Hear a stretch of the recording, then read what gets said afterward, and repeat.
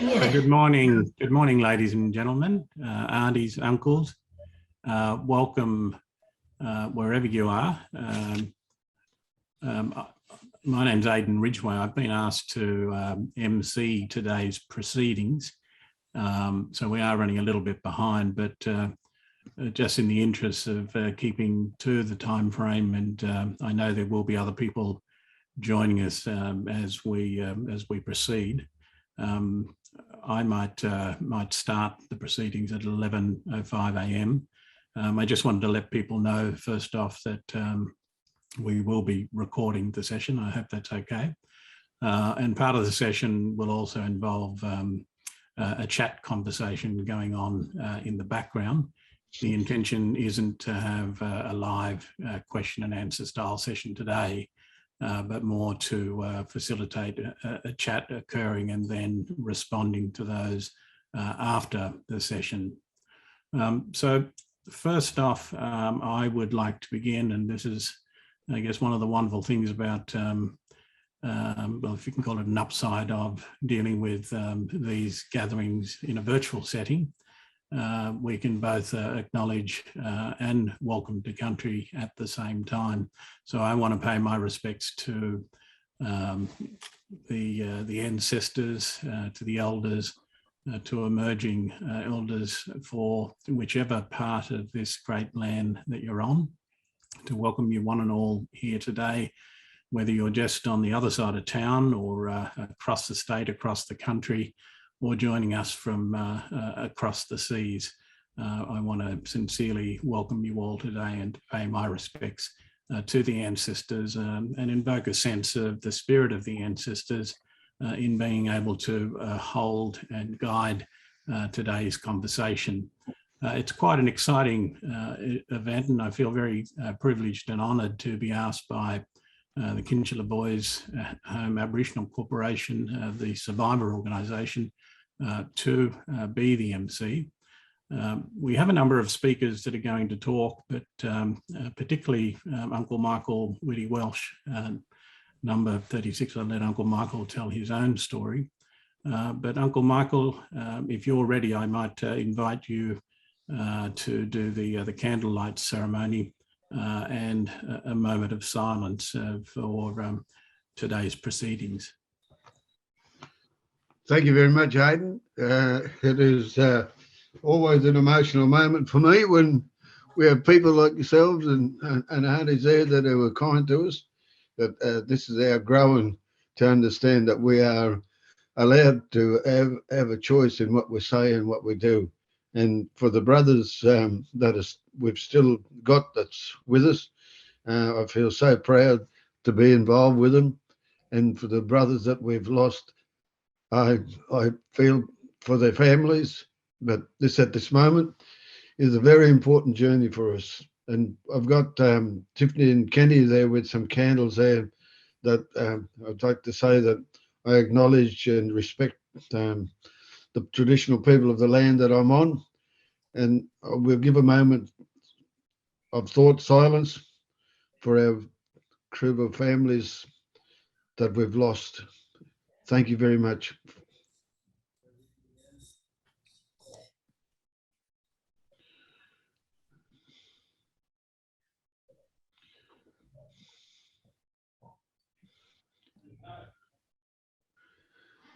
Thank you. And I can't see Tiffany if anyone there, but I imagine, Tiffany, you can hear me, or Kenny can light those candles for us, please.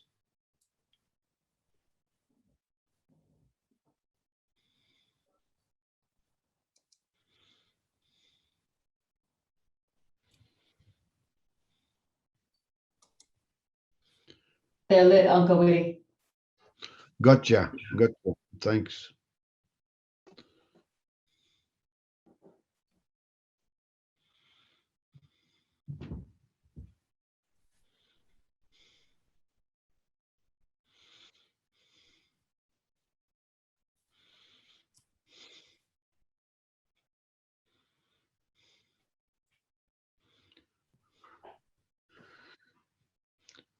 I thank you all very much for that and showing your respect towards us, the KBHAC survivors. And I just identified myself as James Michael Whitty Welsh, or like Aden said, truly, number 36, all part of a life and a story of my journey to where I go through. I am of the Wongawong People Nation, and we have a Nimpa language that we are going to have the chance to learn and talk. And I will hand this back to Hayden to send us on the journey of the conversation of about this practice framework. Fantastic. Thank you so much, Michael.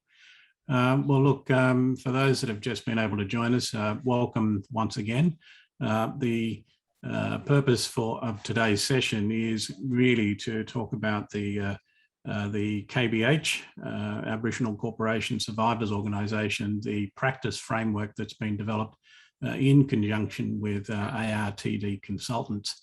I want to acknowledge first up and congratulate them for the wonderful work that's been done over the past 4 years and longer, but particularly with the award of a social evaluation award for a best practice framework that I believe was received yesterday, and to acknowledge that. So we're here really to talk about the framework itself, learn a little bit more about it and gain some of the insights that have led to what's contained within that framework. But I think also to get some insights into the process that has taken place and the engagement and conversation, I think, which is absolutely critical when it comes to looking at developing frameworks, identifying best practice, and then Indigenous people, but particularly survivors, being at the centre of designing these processes. And so we have a number of speakers that are going to join us today. I'll introduce them shortly, but before we do that, I want to acknowledge the uncles from KBH, the uncles who have brought KBH into existence and shared much of their story, their pain. They have put together a video, and this is based on one of the KBH survivors, Uncle Crow, number 41, but to share with you their way of being able to express their journey, their story and their experience.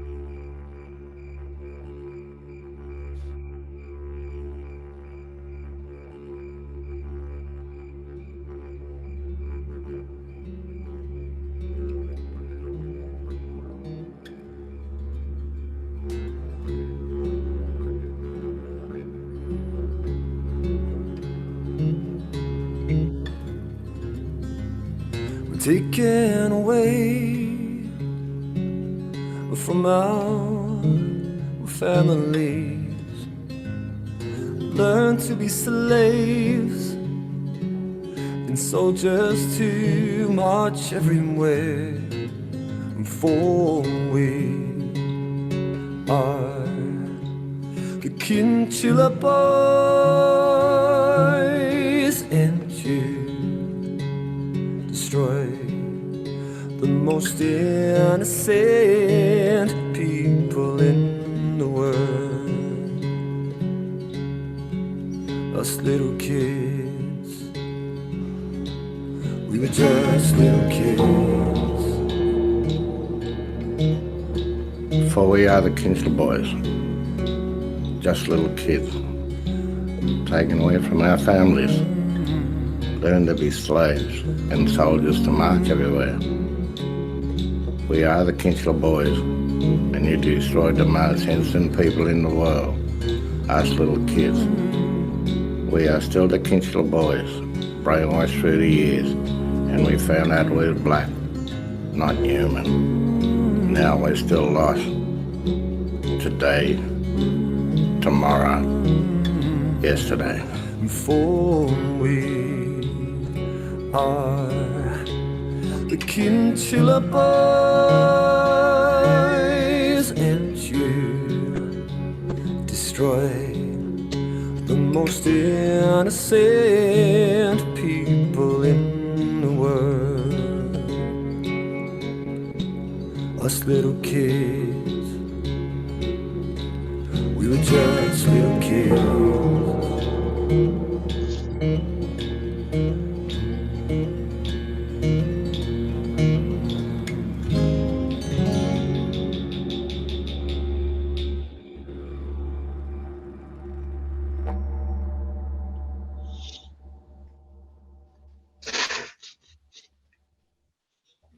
Well, thank you. So wonderful and such a powerful way, I think, to start today's proceedings. I'm sure it invokes a sense of memory, but also of the journey and the stories by survivors themselves. And I want to acknowledge that and acknowledge the pain and the journey that still needs to be done to achieve healing, to look at dealing with pain within family and communities, and particularly intergenerational trauma. Through today's proceedings, we have a number of people that are going to be joining us to provide their insights, but also to speak from their perspectives about the journey of healing, and particularly against the backdrop of the practice framework. I'm particularly touched by the theme of the more I talk, the stronger I get, because I think it says a lot about what needs to happen. These things can't be in silence. They can't be hidden behind closed doors. And it is very much the process of being able to open that up and to talk about these things in a supported way, hence the practice framework itself. A number of speakers. There'll be Simon Jordan from ARTD Consultants. He'll be joined by Kieran Sobels to talk about the process that they've gone through. Uncle Michael Woody Welsh and Tiffany McComsey from KBH as a survivor organisation, and talking from their perspective as a survivor organisation about what's been critical to them in the process. Lil Gordon, who is the head of Aboriginal Affairs in New South Wales, a good friend of mine, but a very proud Nyemba woman from Brewarrina in northwest New South Wales, who recently took up the permanent head of role for Aboriginal Affairs. I'll talk a little bit as well about some projects I've been involved with, both with Lil and New South Wales Government, about truth-telling and particularly keeping places. And Fiona Cornforth, who I know very well from the work we do together at the Healing Foundation. Fiona is the CEO of the Healing Foundation, and she'll also join us and talk about survivor-led healing and what's happening through the Healing Foundation. So first off, I'm going to go to Simon Jordan and Kieran Sobels. To give you some background to this, Simon is the Director of Aboriginal Partnerships and Projects at ARTD Consultants. He's a Bundjalung man with many years of experience working with Aboriginal people and with communities, particularly in the service and program development area. And he's dedicated a lot of his career to realising self-determination for Aboriginal people and addressing the effects of trauma. He'll be assisted by Kieran Sobel, who also works at ARTD. Kieran has worked alongside Simon for the past 4 years on this project, but particularly with Aboriginal organisations and communities right across New South Wales. Kieran's also very passionate about working with the community to develop programs, but work for local people and for communities. So I'm going to hand over to both Simon and to Kieran to start the process, but to talk about the practice framework. So thank you, Aden, for the introduction. I'd also like to acknowledge and pay my respects to the traditional custodians of the many lands we're meeting on today. For me, it's Gadigal people of the Eora Nation. And I'd also like to pay my respects to elders past, present, emerging, and to all Aboriginal people here with us today. Where's Kieran? Can I see him anywhere? I'm here. Oh, we're here. I think we're also going to have a bit of a conversation as well with Uncle Michael and Tiffany. So I think Kieran's going to start us off, aren't you, by asking us some questions, I think, for us three. Yeah. And firstly, I'd just like to say, I mean, it was a real privilege to work on this, and it's really exciting to be here launching the practice framework, even if we can't all be together, which is a bit of a shame. I guess first off, I'm sure plenty of people are wondering what actually is a practice framework. And so luckily we've got the Brains Trust here, and I guess could you just firstly please tell us about what this practice framework is and what it represents? Maybe I'll start with you, Uncle Widdy and Tiffany, and then Simon can sort of add to that.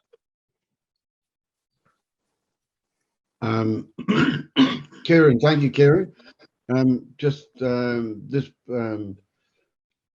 practice framework that we've developed is an understanding of the way that we speak and our understanding of what we interpret, what the government talks about. So in the words that we truly understand, being this an alien language to us, like Nimpa language, but been there for a long while, and that being entrapped inside of us is sorry, it's difficult, but never been able to have the authority to be able to talk from when we were children, and the way that they treated us and told us that to shut up and just do what we're told, and the abuse that they gave to us. So that I don't like using the word brainwashed. I prefer to people to understand that the reprogramming of our brains as children this is something that happened to us, and we're still growing out of it. And after all these years of not understanding that there are people out there who loved us, but now after a journey of silence, and I suppose the Sorry Day apology was a part of the freeing or opening of the gates of that. But this practice framework is the brothers of KBH, and the way that we are, when we are together, we feel so comfortable because of the times that we had. We know and understand each other. So the words that are used in this here are the simple way or simplicity of the way that we talk and understand. And then we would need other people to be able to come on the journey with us. And I've said this, and I say it, that we're building a bridge of healing. And I say that there's no toll on this bridge. So come across and help us.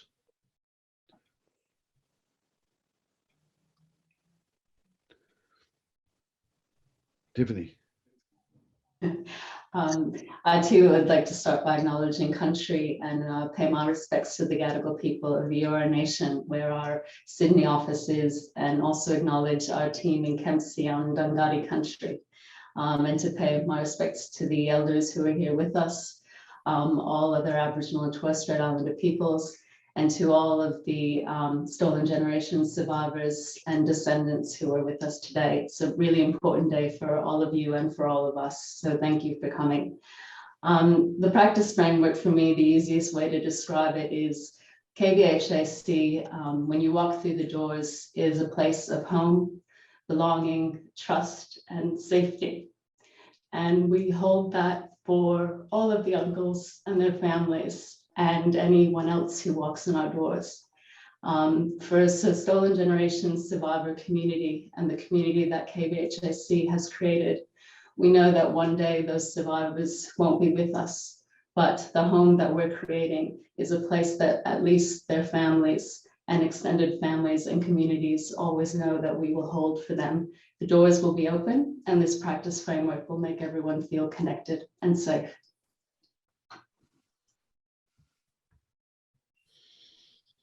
So thank you, Uncle and Tiffany. I think that kind of says it beautifully. I don't need to say anything, but I'll say a few things. The practice framework that you can see up on the screen, that kind of gives it to you on one page. It's kind of broken down into what the vision and values are for KBH. But I reckon for me, the most important stuff about the whole framework is that it's a survivor-led, trauma-informed, culturally safe, strengths-based, and it's totally owned by KBH and the uncles. So the kind of front end of the document, when you look at it, it's got all the practice principles around trauma-informed, survivor-led work. And we just also have to say that we were really inspired by the Healing Foundation and a lot of the literature that is out there. And so we drew on you widely to provide a lot of the foundation stones for the framework. The second bit of the framework and the bit that gives it its real power is the healing journey for the uncles. And it was Uncle Michael and the team that really led this process, and we did it very closely over a year or more just for this particular section, which was we really wanted to capture what it felt like for the uncles and survivors and their family and descendants. So we developed a process together where we entered quite a safe trauma space where we could do it. We could look at it both from the survivor perspective and the worker perspective. So what you're seeing up on the screen is really the uncle's words and also the staff's words about what makes a difference for them. And they did that we did that together through an empathy process where we looked at the 5 stages of the journey. What should it look like for an uncle, survivor's family, and anyone coming into contact with KBHAC? So it was kind of what would they see, what would they feel, what would they think, what would they experience? And what we did with this framework, instead of it being like a real, casework driven tool or anything like that, we got to the essence at a really high level of how it felt, because the power of KBH and working with them is when you enter the space there, you feel welcomed, you feel healed, you feel like it's a safe place in which you can start healing from your own traumas. And a lot of that is by the wonderful place that the uncles and Tiffany and the whole organisation have created. And that for me is very much that safe, peer-based space where we can heal together as people and heal our own traumas and really work on turning it around for our multi-generations of trauma that our people have experienced. So we're viewing like there's so much power in this framework, and what you see on the front page is Uncle Whitty's words, which is the more I talk, the stronger I get. And I think that is the truth of trauma. The more we can talk, the stronger we get. And that needs to happen at multiple places, right from contact, right through to when people feel safe and they grow and they start healing their own trauma, and therefore they can start healing trauma of family and community. So this is a real long-term investment. But today it's really the start, and we are so proud to get this document out because it does feel like a gift that the uncles have given to everyone. So today it's out there for everyone. It's out there for all of you. So anyway, I've talked enough. Thanks, Simon. I think even just hearing you all talk about it now, you can see just that power of the document of just talking about it. Such an important piece of work. Tiffany, could you maybe tell us a bit about how this piece of work came about and how you see it being used by KBHAC? Thanks, Kieran. I would say it's the one good thing that DCJ has really done for us. And there's a lot of obviously legacies of that department and continuing legacies across Aboriginal families here in New South Wales. But we had an opportunity to partner with ARTD. And I think as anyone here in a community organization would know, you never know what's going to happen when you start to work with a consultant. And this was one of those special moments where we met the team at ARTD, and Uncle Witty, in his wonderful words of saying, we're about restoring family structures. And that's what KBHAC needs to do. How are you going to actually help us? And what's your story? And if you can imagine a team of 4 consultants who really didn't know who we were, and we've had lots of people saying they want to help and work with us, walk through the door and sort of left always feeling a little bit empty-handed or that they didn't understand us. So it was about 8 of us sitting in a room, and the safety that Uncle Witty created, each of us shared our own personal family histories. And I think when you can open yourself up to vulnerability, you realize this is what everyone should be able to experience when they decide they need to walk through a door to start their own process of healing and support, and want to be heard, want to be understood, want to be listened to. And that might be sitting with a person in silence, but you can feel that that support is there for you until you actually can open and say a word. And it might be a year later that you're saying 5 words. And that's really why we wanted to make sure that anyone that KBHAC supports, but in particular the uncles and then their families, knew what their journey could hold for them as we walk with them. And as an organization with very limited resources, especially when we start with this, the importance of being able to have survivors have something that they knew would support them in a language that they understood, so that anyone who walks in the door to work in this organization and have the honor of working here would be working in a seamless way, so that we support the uncles and families through our Kin Connect program. We have a strong NDIS program that is survivor-led.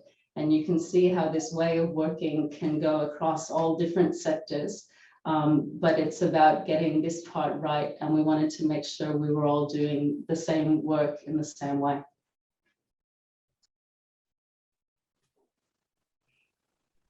Thanks, Tiffany. And Simon, I guess through this work, we kind of built a really strong working partnership. And, you know, we often talk about the idea of partnership in this work. Can you tell us about how important that was and how that makes a difference?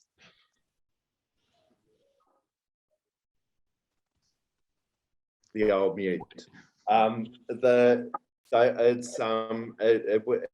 did actually, it all started with that process Tiffany spoke about that we went through with Uncle and Tiffany, and that's really what created the space for us to collaborate. So KBH put it very firmly on the table that if you're going to be here with us, this is going to be a long-term process. We're going to do it together.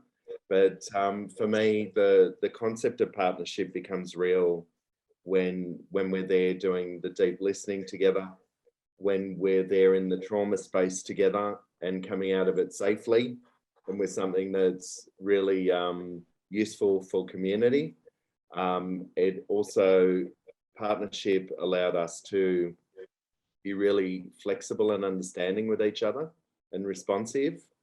And for me, that really all gets created when you put in the investment and you say, we're going to have a relationship together that is truly built around addressing trauma, self-determination for our people, and that will be about making sure that we have good benefits that go directly back to community.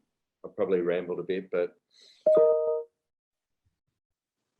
Uncle, do you have any reflections or thoughts on the process of developing this? Kieran, I suppose, yeah, well, not suppose.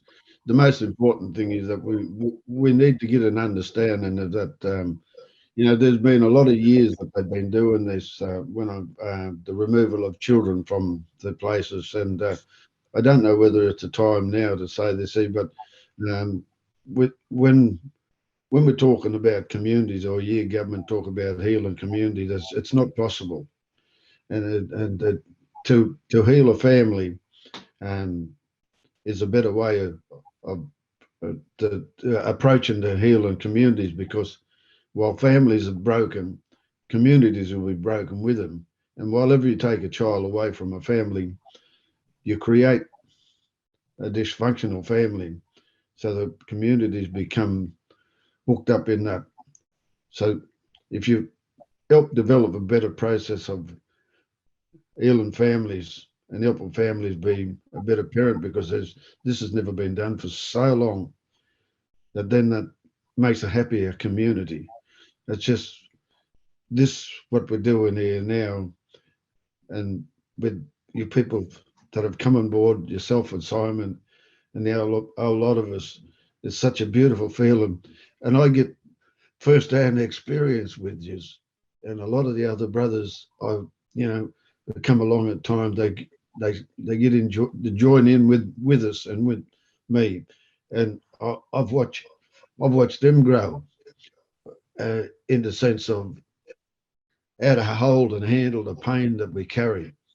So with the framework practice, it makes it more understandable and easier to accept. It's never going to go away. I know Aden knows this very well, that the intergenerational trauma is something that it's a growing disease. It's not one that has been conquered at the moment, or it's not even held in a position where it won't grow anymore. It is growing in a big way. The Healing Foundation, they did the surveys of 33,600 survivors left from that time when they went through it. And from there, you just think about myself as one person that was there. Now I have grandchildren and great-grandchildren and my own children that over count of 53. So that's huge intergenerational trauma. So we need this here practice framework to really give an understanding. How is this? What is it? And put a stop to it.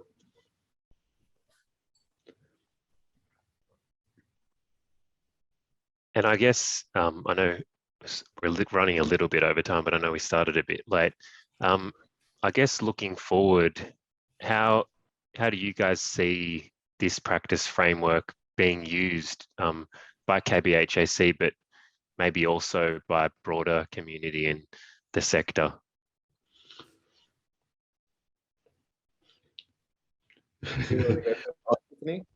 I'll get Tiffany or Simon anytime you like, please, because I'll talk for a full day on that subject. There's a person who's not with us who really played a really important role in developing this framework, and that's Leslie Franks, who's the daughter of Uncle Les Franks. And I just want to share some words that she shared when we were actually having training with all of our team members about this practice framework. So she said, what we're doing here too, even if you aren't a KBH survivor or a descendant, you're a Curry person, and across Australia, all of our people in some way, directly or indirectly, have experienced trauma and the effects of trauma. And so it really crosses over all peoples, all walks of life in the Curry communities. And I think that when we understand that, then we would skill ourselves up in understanding exactly what trauma is. And so then we are trauma informed. We'll do the best to our ability to providing that culturally safe place, reminding those that you come into contact with that we have a culture, a spirit in our people that is strong and have survived many things. you know, those sorts of things that enable somebody else to then be strong to know this. And then we're reminding them of the strength they have and what they can achieve. These are all things that all go across the board, across all people, across Australia, all of our people. So it isn't really a matter of tailoring this to survivors and descendants. It's across the board. And if we work within this framework that we're all learning, I really feel you are going to be able to effectively work with anyone who walks through the door, black, white, or brindle. Yeah, absolutely. And like Leslie is totally spot on. We've been in this framework now for a long time. I'm kind of viewing, from my perspective, this is kind of the uncle's gift to the nation, particularly around what the trauma experience looks like and how you can begin to heal from it. The kind of next challenges of the where to from here, and we don't know how to do it yet, but we didn't know how to do this one to begin with either, is Tiffany and the uncles kind of want, you know, all of the casework and all of how the organisation is structured and responds to survivors, descendants and program participants to now be aligned to this and to be true to what this looks like to work with the uncles. So the kind of some of the next bits of that process for us is to actually start back at the very base of what does good work with individual survivors and participants look like, and actually rebuild casework so it's actually done for our people and true to the framework. That's kind of, we've got like lots of work we're going to do together, but that's kind of, I reckon, one of the big pieces. And I know Tiffany has a vision about wanting to kind of reshape the whole work of the agency to respond to the framework. Did you want to speak on that, Tiffany? Oh, I think it's just a gift that keeps giving. The way the uncles, and I would say the other survivor-led organizations that are online today, Gudamundra and Bomaderry in particular, but also the Stolen Generations Council, New South Wales, ACT, and Link Up New South Wales. It's amazing to see the walking together and the collaboration.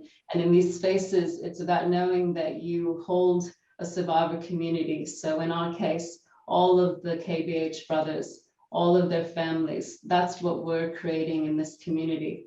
And it's a lot of circles, as this diagram shows, but it's the leading is from the brothers and the families. And we need to do that collectively and collaboratively. And so for a survivor-led and Aboriginal community-controlled organization, what does that mean for governance, so that what we're doing in our day-to-day practice also aligns with the governance of where we're heading? And as I said,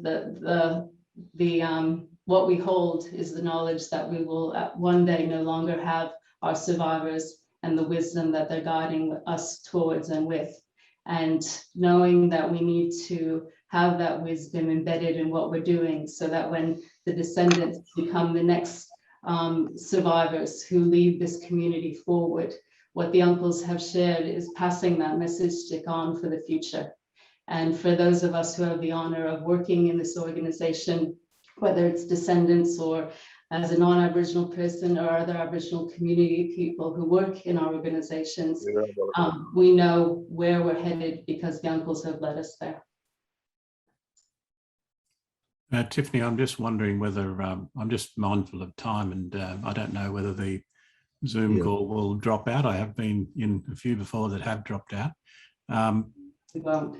I'm just wondering whether, just thinking about the other speakers, and Please go on there. whether or not I might get them to respond just from their perspectives in terms of thinking about this best practice framework, which I think is really insightful and exciting in terms of some of the conceptual stuff about see, be, do, and that idea of walking in the shoes or the footsteps of survivors themselves seems to be a central part I might actually go to Lil Gordon, Head of Aboriginal Affairs, Uncle Michael, with your permission.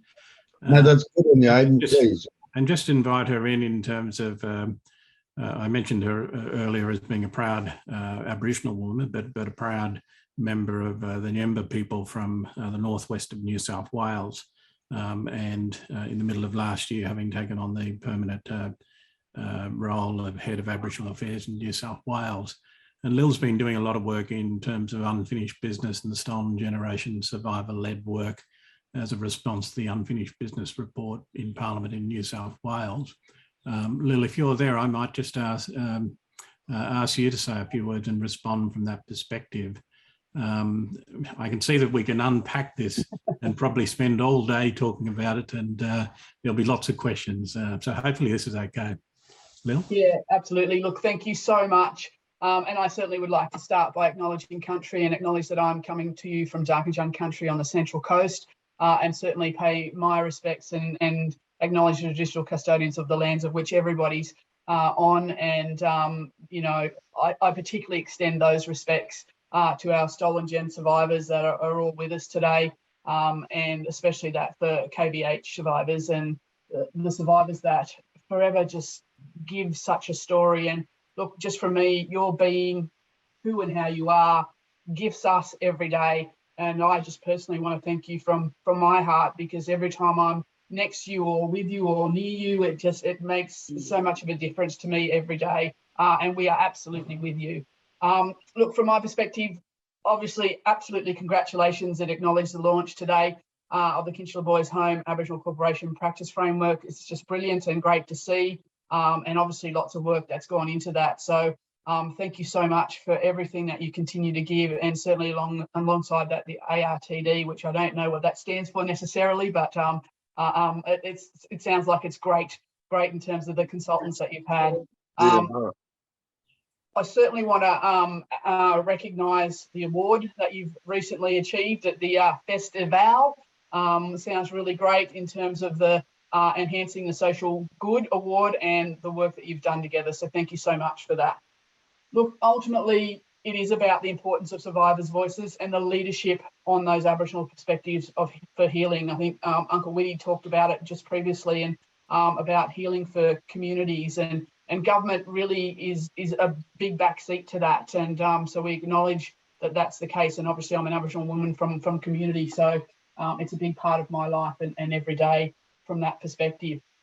You know, for me and obviously for Aboriginal Affairs staff, and you know, a big thank you to my team who work incredibly closely with everybody on this space, and I know that they love that work deeply for what we do. So listening to the survivors directly is a life-changing experience. There's no doubt about that. And the practice framework reaches out to a broader audience, which is great, because the story needs to be out there and keeps being out there, and extend that learning from the survivor elders about your own healing and the healing for your families.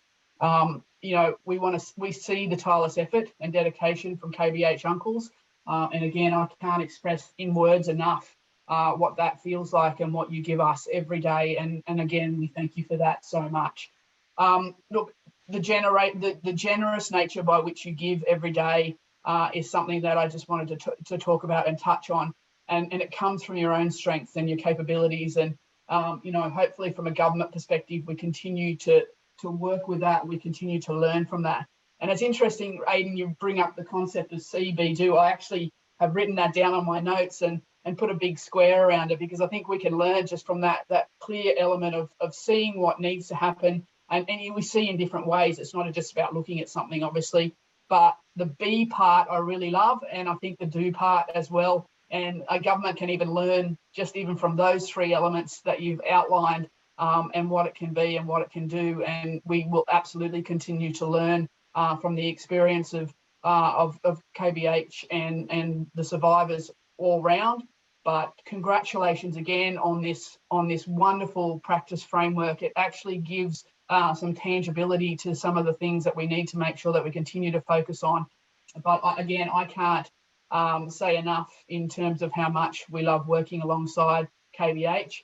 Now, obviously, you mentioned unfinished business as well, for reparations as well for our stolen generations. Everything is survivor-led from any of the work that we've done. And in terms of that underpinning principle for unfinished business is the way this needs to continue to happen. So we want to recognise that work and your continued work with us in terms of Aboriginal affairs and understanding that trauma informed response that needs to so clearly be part of everything we do. And we, look, to be honest, in COVID, that's probably something that we stress a lot when we work with government agencies and a lot of other groups, that trauma-informed response is incredibly important. So once again, thank you so much for the framework. And in closing, I'd like to again take an opportunity to thank you so much for your achievement and your collaboration and the guidance that you give us every day. Absolutely appreciate it. And yeah, look forward to hearing more about it today. Thanks so much, everyone. Thanks, Bill. Thanks so much. I'm wondering if Fiona Cornforth is there. I might get Fiona to also respond from the Healing Foundation, Make Healing Happen, and talking about investing in survivor-led healing. I noticed Simon spoke about that at the beginning in his presentation and drawing on a lot of the work that the Healing Foundation have done. So Fiona? Thank you, Aden. Look, what a moving experience today's been already. Look, I want to just say that I acknowledge country elders and custodians as well, and to brothers, sisters, aunts and uncles and First Peoples online today, acknowledge you, and to non-First Peoples committed to the journey of healing in this country, in talk and in action. I acknowledge you here on this day also. I pay my respects to the uncles and the collective healing that they pursue with valor, with love, and as heroes, warriors, and leaders of that journey of healing in this nation of many nations. Our work at the Healing Foundation, it seeks to honour all our ancestors and all our old people by making future generations stronger and more free. So free from trauma and free to lead fulfilled, well and prosperous lives on solid ground and strong roots, providing belonging, cultural and ancestral strength and pride. From the Healing Foundation team to you, Tiffany, and to the board directors and uncles, know that we are grateful always for your support and your collaboration in working towards this. To the uncles, we know that for some time now you've bravely shared your story of survival, your experiences of hurt, and how that sorry time doesn't leave you, especially as it impacts in the present day. Your stories and your input on what heals has been critical to the journey for all survivors and descendants across the country, and the rest of the Aboriginal and Torres Strait Islander community. So, and that's been brought up today as well. You have inspired many people the country over to find their voices after you found yours. The team at THF in particular, I want you to know that the more you've talked, the stronger many of us have gotten. Look, and the way mainstream systems and services, the way they're operating, unfortunately, it does undermine our healing journeys. Without an understanding of how we experience trauma and how it impacts at every interaction with the system, then our healing journeys are delayed, set back or compromised. And the Kinchela Boys Home Aboriginal Corporation are showing a better way and the best of ways. And our responsibility is to show workforce by workforce and sector by sector these better ways. Unique to our experience as First Nations peoples, yes, is that racial trauma, but also unique to us is that our cultures heal, and we are experts on that, on those better ways. You lead uncles through national processes that provide, for example, trauma-informed fact sheets in health settings, schools kits for teachers and students, animations that reflect your experiences and that teach, move, change hearts and minds for the benefit and the hope that comes with understanding the benefits of collective healing. for our communities who continue to hurt, and for Australia as a nation you mentor, both up close and further afar, to the 30,000 plus survivors and 128,000 descendants and counting. Healing will restore dignity for those who have suffered and ease a burden they had no say in having to carry. We are so grateful for you. Survivors lead through providing expert direction and guidance in the form of, for example, the award-winning practice framework, and our congratulations to you. I express my thanks in particular and pay special homage to Uncle Whitty for his warriorship, his insights and wisdom as a Stolen Generations reference group member for the Healing Foundation. Arnie Glendra, you're my inspiration. Thank you so much, Aden, for your leadership in this space as well. I'm grateful to learn from you, and a very good morning to all of you once more. Thank you, Fiona. It's now 11:55, and Uncle Michael, I wanted to say and just sort of build on the words of both Fiona and Lil in terms of survivor-led responses. But it always gives me an overwhelming sense of pride and excitement about KBH always sort of being there and leading on responses to the best way of being able to engage, to create partnerships, to have a conversation, to listen deeply. And I really want to applaud and sort of highlight the fact that there's this work that goes on quietly and silently without having to wait for government and without having to wait for someone in government to lead on that. And you guys seem to get out there and do that. And I think that that's really what's important here.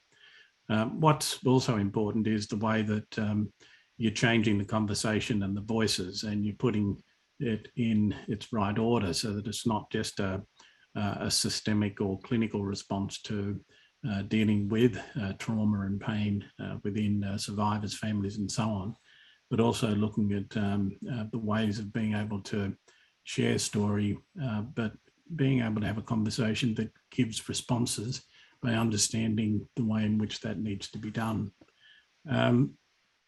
So I wanted to sort of just acknowledge that, and the framework itself is really, to me, I look at it as a way of being able to put up another lens to be able to sit down and talk about having those conversations. But I think also amplifying and putting at the centre survivors themselves. I've always been inspired by the aunties and uncles, whether it's KBH, Cootamundra, Bomaderry, or right across the country, because there's an honesty and authenticity, I think, that comes into the process. But it's the ability to listen to that and the ability to walk in those footprints, to feel and to have the empathy that really embraces that then as part of the responses. I want to say that with the framework itself, and I know that this will continue over time, is that I hope that it's built on in a way that governments understand the centrality of that in terms of making decisions, the ways of doing, the ways of seeing things, and being able to make decisions that are much more consistent with what this is designed to achieve. But given the time, I wonder whether you might want to offer any final comments, Uncle Michael, Tiffany, or Simon, to talk about the best practice framework from, if there's one thing that you would really like to say as a significant part of the launch here today, what is that in terms of what it means for you as a survivor, but also for families themselves? Thank you, Aden. I appreciate it. Everything that you have all come on board with us and helped us out a little bit. So just a couple of little things I'll quickly say so that I could let. I'm growing all the time. I'm growing into it because the silence that was inside of us was just It was unbelievable, but in the fear of being rejected and not understood again in the way that we went. Yourself and people like you who've been in there all the time and battling and fighting away in a way that was trying to make better lives for us is something that I've only just starting to understand, and myself now where we go through. But family structure is so important, you know, and we really need to concentrate on that there, because the resources that we need to be able to do this, we know this pain, we know our pain, we are the experts of this here, and we do know how to heal our families. And again, of KBH AC, to me, is we got rejected from our own community. So my community is KBH Brothers. And in that's community together that we go along this pathway with this practice framework and help people to understand a bit more about this pain. But then the journey for everybody and ourselves is our own communities, our own lands, and the importance of us to be given our heritage back to where we came from, and our grandfathers, our grandmothers, who we are, for the next generation of our children that come through and grandchildren and all that. And they are the future holders of the knowledge of the future. So it's important that we now identify the truth about things so that this pain can come to a place where that they can hold it under control. It doesn't go away, but it can be controlled. Thank you, Aden. Any final comments from Tiffany or Simon? I was just going to add, I'm so grateful that all of you and so many of you expressed an interest in attending today. The uncles and aunties and their families have been on this journey for so many decades. And the work that they do is always under the radar because we're doing so much work and not always does it get recognized or known. This practice framework, and again, to come to something where you haven't actually read the document, thank you for doing that. The document is going to be publicly available. This is the start of a conversation. It's a start for all of you to understand what we have been doing, and hopefully it'll gain interest by all of you and who you share it with. Start a conversation with us, connect with us. We're an organization that has an office in Kempsey, an office in Waterloo. We have survivors and their families who are across this nation. And if we're all working in the same way, we know that the healing is going to happen and it's going to be multi-generational and lasting. So start the conversation with us. Thanks. Yeah. So just my final comment. I was telling Uncle Michael yesterday. So my mum was also from the stolen generation, died in 2004 at quite a young age. And she came to me yesterday at 4:30 in the morning when I woke up. And so she was fresh on my mind for the launch. And I was saying to Uncle Michael that the power of this work and the journey that I took with KBH and the uncles was I was finally actually able to understand her pain, which was a pain I couldn't relate to while she was alive. So the true power of this work is that I could finally reconnect with my mother and her stolen generation story and understand what it was like for her by working with the uncles, which has given me a better position to understand my own pain and process it. So thank you. Thanks so much, Simon. Yeah. Well, at this stage, I might thank KBH and ARTDT for the session being held today. It's really, I think, much more of a taste tester. We'd like to really unpack every element of that, but as was said, it's the start of a conversation. But really the framework and some of the insights around that is to get us thinking and talking and doing things in different ways, but also really understanding what it is to create partnerships and engage. But I also want to just acknowledge again the framework being developed and the time that it's taken, as well as the award being achieved. They're all really significant and great achievements, and I want to acknowledge that. For all of the aunties and uncles, not just on today's call, but right across the country. If there were a way of being able to give you a hug, well, I do that in a virtual way. Uncle Michael, you know, I'd be hugging you there, and we'd be having a few tears and all of that. But I do really want to sort of reach out and let people know that you're not on your own. We want people to be healthy and well, and being able to, I think, reach out to each other in times of need right throughout the year and the time that we're living in. But also, again, to sort of thank everyone for coming on board today and taking some time out of your lives to share and to listen, and to thank our speakers, again, particularly Lil and Fiona, and Tiffany, and then Uncle Michael and Simon, and one and all. But thank you for coming on. I think that sort of brings us to the close of the session.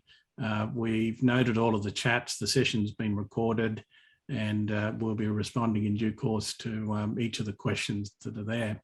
Again, it's been a great privilege for me. I thank KBH, the uncles, for asking me to come in and do this. But always wonderful, and very pleased to be here. And for everyone, have a lovely, healthy and fantastic remainder of the day, wherever you are, here locally or right across the state or right across the country or across the seas. Be safe with your ancestors and be well. Thank you.